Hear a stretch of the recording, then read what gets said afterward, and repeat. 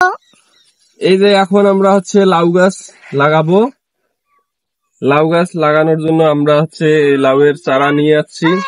লাউয়ের চারা নিয়ে আসার পর এই যে আমরা যেখানে চারা লাগাবো জায়গা করে নিয়েছি, এখন এখানে চারা লাগিয়ে দিচ্ছি।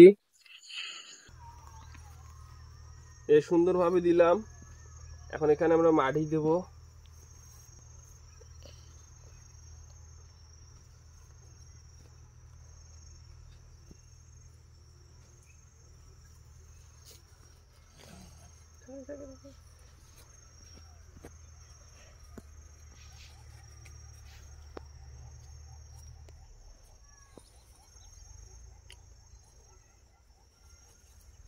লাউ গাছের চারাটা লাগানোর পর চতুর্দিকে একটু হচ্ছে সুন্দর করে